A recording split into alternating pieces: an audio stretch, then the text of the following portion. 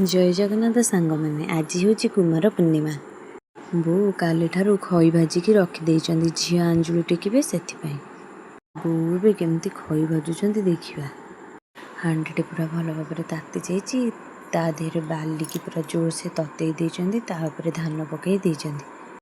धान टी जमी भाजुंट खई पूरा जोर जोर फुटुची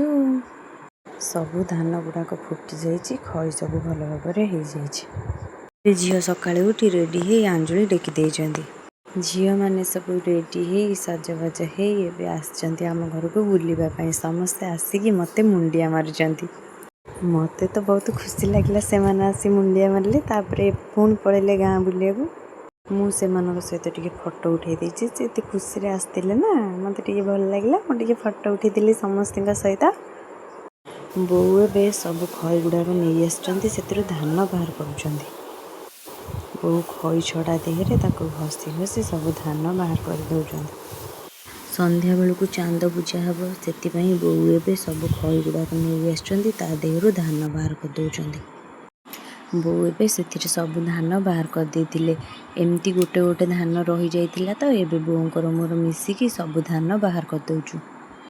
एमती देखीदे भल भाव सब धान बाहरी से बो कहले झील आस टे एमती देखीदबा आउ जहाँ गोटे गोटे थी सब बाहरी एबे बोर मोर भल भाव सबू धान बाहर कर खई बाछी देचु मुझे चांद पूजापी ये सब सजाड़ुची मुझे खई देहरे छेना कदली नड़िया सेऊ गुड़ चीनी सब पकई भल भाव चकड़ी देती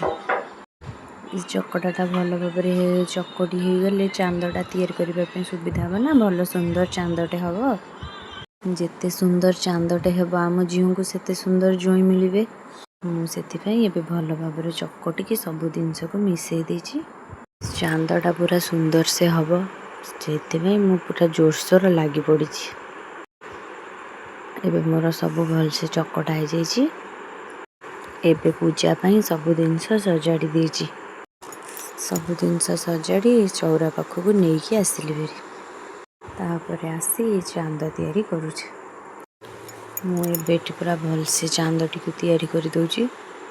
पीयूष बाबा खाली से आग पछ होची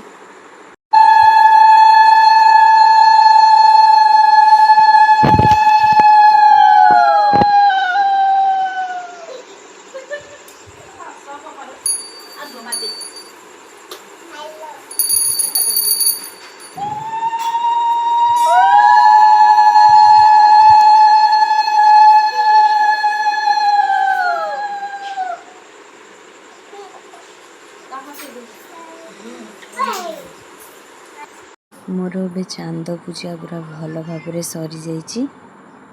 एबे झील नहीं जाए चांद पानी रे भसैवाई